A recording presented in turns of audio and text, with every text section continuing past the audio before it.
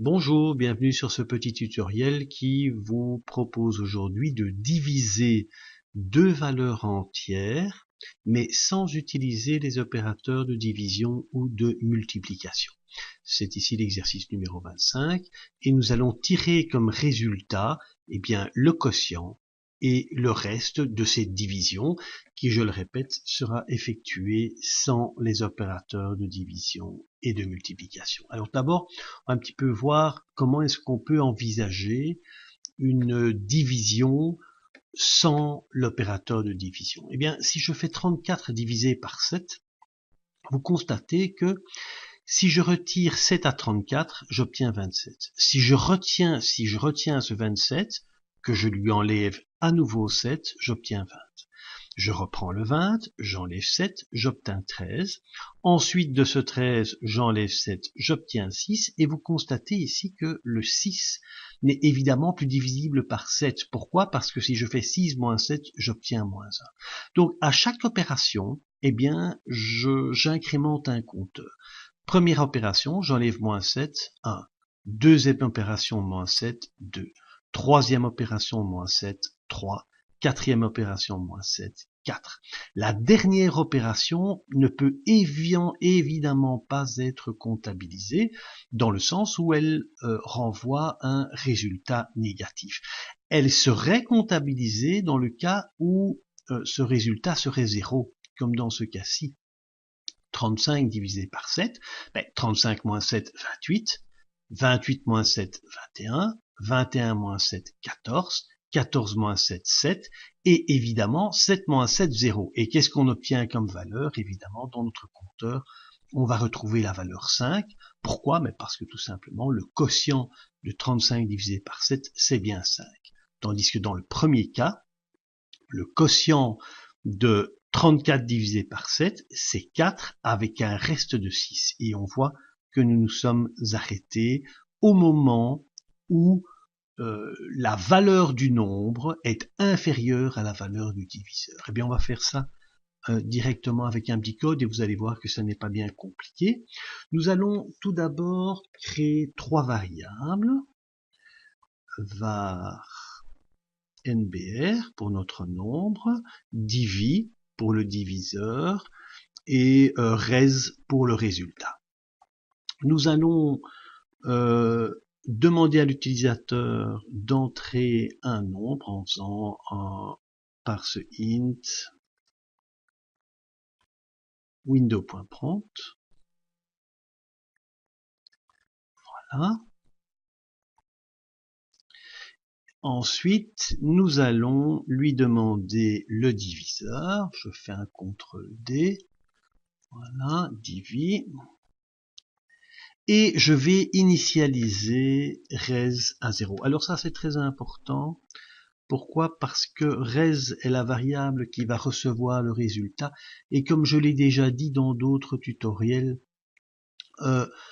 lorsque une variable va devenir un accumulateur, ça veut dire que vous aurez cette ligne-ci, res égale res plus 1. Voilà. Donc cette ligne-ci est un accumulateur. Pourquoi? Parce que la variable res apparaît des deux côtés du signe d'affectation. À la première accumulation, nous sommes bien d'accord que si vous omettez cette ligne-là, il y a undefined dans res. Undefined plus 1 donne un résultat undefined. Donc lorsque vous avez un accumulateur, cet accumulateur doit absolument être initialisé avant d'utiliser. Alors, je vais supprimer la ligne 11, on la réécrira tout de suite. Bien, maintenant, on va rentrer forcément dans une boucle. Pourquoi? Parce qu'on est bien d'accord, que lorsqu'on fait 34 divisé par 7 avec une succession de soustractions par 7, on est bien dans le cadre d'une boucle. Eh bien, on va réaliser cela, on va dire while. Alors, while quoi? On va discuter de la condition d'arrêt tout de suite. Mais vous constatez quoi? Vous constatez que je fais NBR moins le diviseur.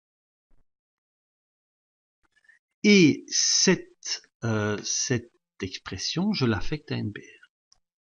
C'est bien ça que nous avons réalisé. Si je reviens ici, donc je prends mon nombre, je lui enlève la valeur 7, c'est-à-dire la valeur du diviseur, et je réaffecte ma variable nombre avec la nouvelle valeur.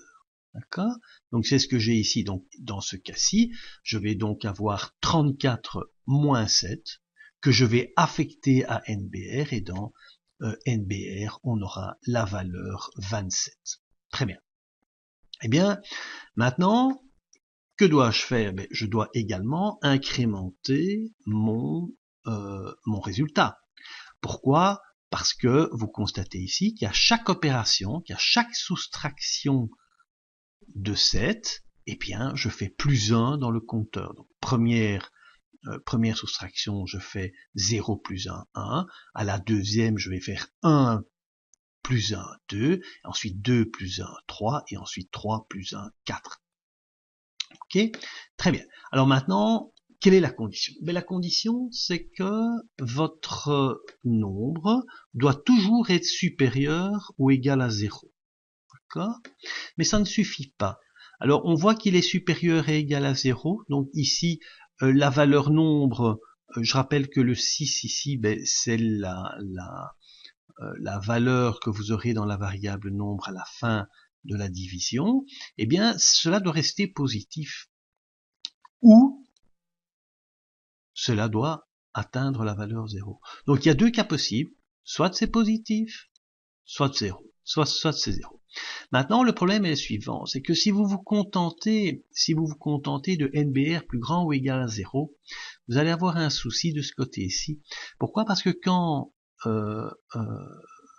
la valeur résiduelle dans NBR sera 6, eh bien tout simplement la boucle va continuer à tourner, c'est-à-dire que la boucle va effectuer cette expression-ci. Regardez. Si je dis NBR plus grand ou égal à 0, on est bien d'accord que si il y a 6 dans NBR, 6 est plus grand ou égal à 0, c'est vrai. Donc je vais faire 6 moins 7, il y aura moins 1 dans NBR, et je vais faire rest plus plus. Je vais faire rest plus plus, c'est-à-dire qu'ici, je vais obtenir la valeur 5. Donc je ne peux pas exécuter cette ligne. Je ne peux pas exécuter cette ligne. Pour l'éviter, qu'est-ce que je fais? Je fais un et je dis quoi? Eh bien, je dis que NBR doit être strictement égal, strictement supérieur ou égal au diviseur. Très bien. Donc, on va un petit peu voir si ça fonctionne de ce côté-ci. Alors, est-ce que NBR est plus grand, lorsqu'on arrive sur le 6, est-ce que NBR est plus grand ou égal à 0? Vrai. Et est-ce que NBR est plus grand ou égal au diviseur? Ça veut dire c'est faux. Donc à ce moment-là, je sors de la boucle et cette expression-ci ne sera pas effectuée. Dans le deuxième cas, lorsque je suis sur la valeur 7, est-ce que NBR est plus grand ou égal à 0? Vrai, bien sûr. Et est-ce que NBR est plus grand ou égal à 7? C'est aussi vrai, puisque 7 est bien égal à 7. À ce moment-là, on effectue effectivement la dernière expression, 7 moins 7 égale 0, et j'obtiens bien comme quotient la valeur 5 avec un reste de 0. Alors, on va un petit peu voir si tout ça fonctionne correctement.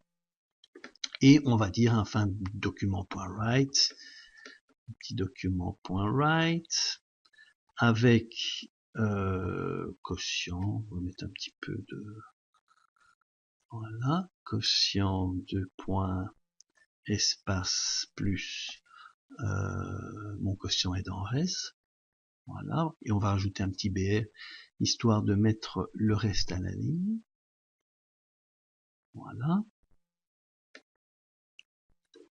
Je vais faire un petit CTRL D, et cette fois-ci, ici c'est quotient, c'est pas, voilà, reste.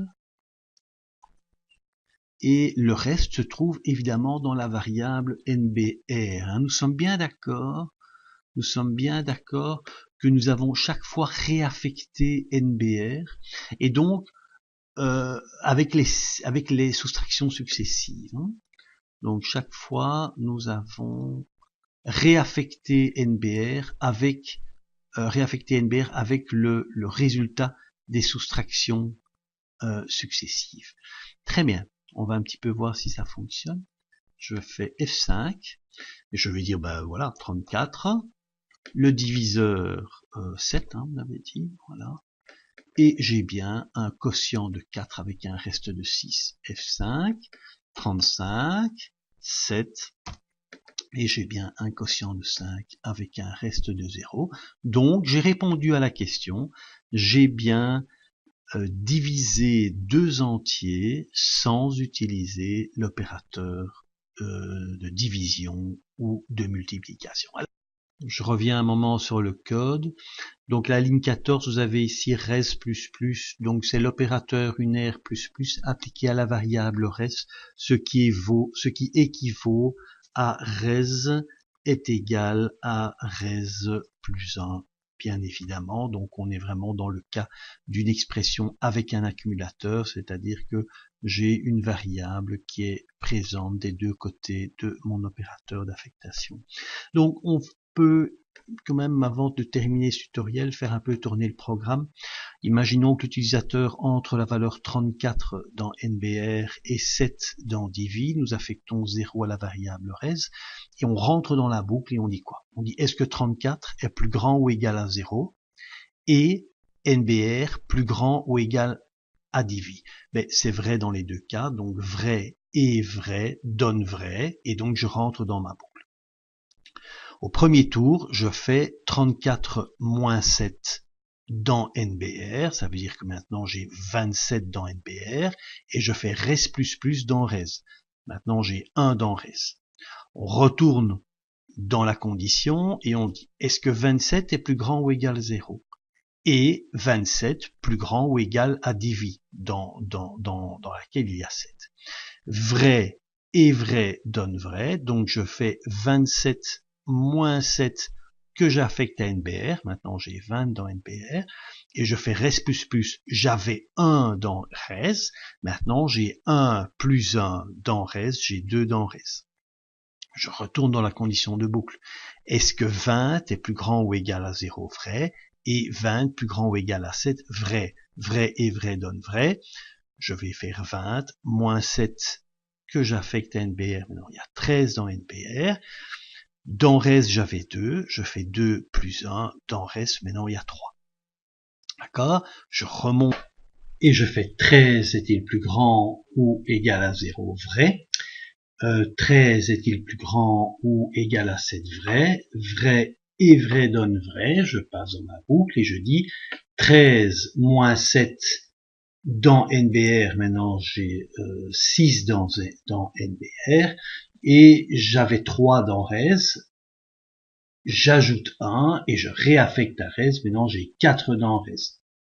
Ensuite, je remonte dans ma boucle, et je dis 6 est-il plus grand ou égal à 0? Vrai, et 6 plus grand ou égal à Divi? Faux. Pourquoi? Parce que dans Divi, nous avons la valeur 7. À ce moment-là, je casse la boucle, puisque vrai et faux donne faux, donc je casse la boucle et je renvoie les résultats. Ça veut dire que dans res, je vais trouver la valeur 4, et dans NBR, je vais trouver la valeur 6. Voilà. Alors ceci termine ce petit tutoriel. Nous en verrons un autre dans la suite des opérations, dans lequel nous ferons la division de deux entiers sans utiliser l'opérateur de division, mais cette fois-ci on renverra le résultat réel de la division en demandant à l'utilisateur le nombre de décimales qu'il désire. Voilà, c'est fini pour aujourd'hui. À très très bientôt.